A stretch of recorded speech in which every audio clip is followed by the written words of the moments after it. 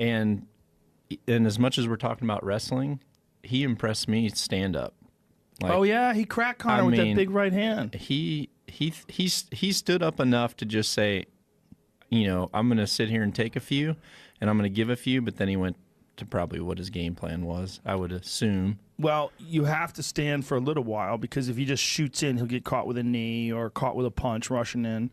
But he landed the bigger shot. There was one big giant shot that was landed in that fight, and it was by hand. Yeah. And Conor hit him with some pretty good front kicks to the body and some other things, but didn't really get much off on the feet. Not like classic left jabs that just break people down. Yeah. And on the ground, I mean, he just got mauled.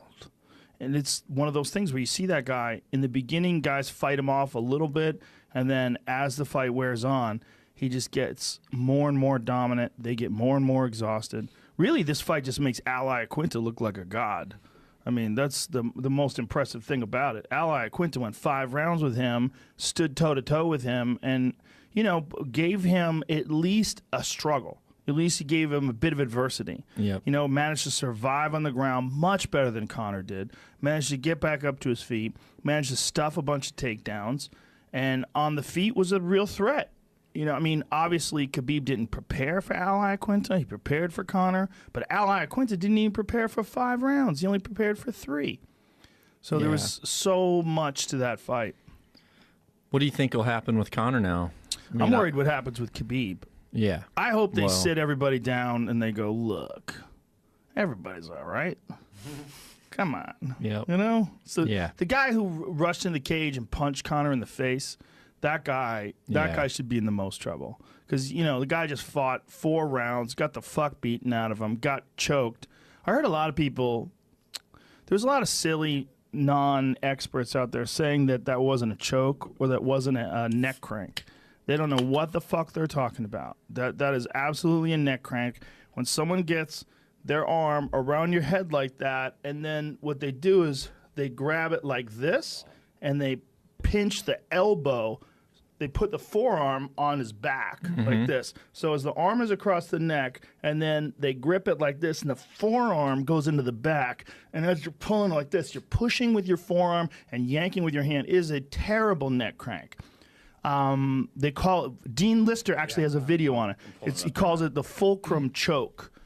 And it's a nasty choke. So, you know, I thought he was going under the neck. Here, you can see it here. Dean Lister, who's a world champion, Brazilian Jiu-Jitsu black belt. And that's my friend Hans Molenkamp behind him. Now, watch how he does this. See how he's grabbing a hold of it. And what he's going to do is he's going to clamp his hands. See how he grips his hands? Yep. And so it crushes he's the doing esophagus. it like this. No. You can go right over your face. It can go over your neck. It can go over your face. It can go over your fucking cheekbones. It doesn't matter. It doesn't even have to go under the chin.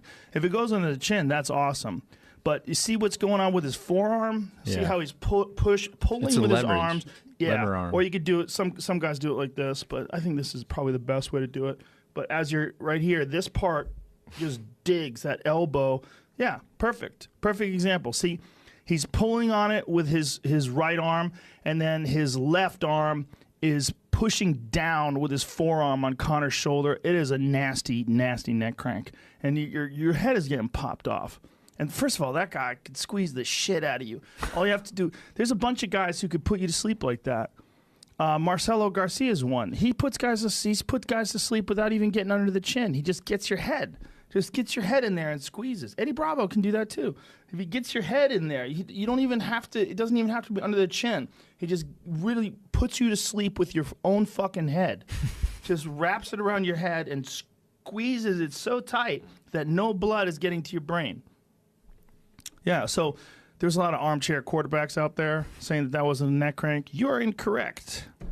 And have Dean Lister do that shit to you, and you will know I'm pretty sure I had Jocko do that to me. My throat is still... You don't want